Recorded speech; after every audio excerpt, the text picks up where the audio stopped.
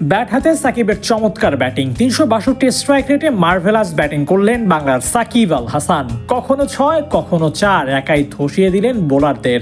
Match জিতিয়ে মাঠ ছাড়লেন সাকিব। শ্রীলঙ্কার মাটিতে প্রমাণ করলেন ফুরিয়ে যাননি তিনি। দলের প্রয়োজনে মাঠে নেমে ম্যাচ জিতিয়ে মাঠ ছাড়ার পুরনো রীতিগুলোকে মনে করালেন সাকিব। নানা অস্থিরতার সময় পার করলেও এখনও ক্রিকেট মাঠে অনবদ্য পারফর্ম করতে পারেন তিনি। তার খেলা প্রতিটা ইনিংসই যেন দলকে জেতানোর সর্বোচ্চ কমিটমেন্টের প্রতিচ্ছবি। সাকিবের সেরা ব্যাটিংগুলো তো তেমনই, যার ব্যতিক্রম ঘটেনি ক্যান্ডি বোল্টসের বিপক্ষে। ক্যান্ডি বোল্টস ১২১ রানের টার্গেট ছুড়ে দেয় সাকিবের দল গল মার্বেলসকে। টার্গেট পেয়ে সাকিবের দল দারুণ ব্যাটিং করে। শুরুটা ভালো না হলেও মিডলে দারুণ ব্যাটিং করেছেন রাজাপাকসে। শুরুটা ভালো করেও টিকতে পারেননি অ্যালেক্স হেলস। লাহিরু উদানার ব্যাটিং আশা দেখালেও তিনিও আউট হয়ে ফিরেছেন, তাই দায়িত্ব বেড়েছিল সাকিবের উপর।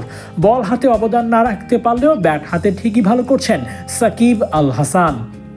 গুরুত্বপূর্ণ সময়ে মাঠে নেমে হিরো অব দ্য ম্যাচ হয়েছেন বলা চলে। সাকিব প্রমাণ করেছেন এখনও বিদেশের মাটিতে হটকেক বাংলার আল হাসান।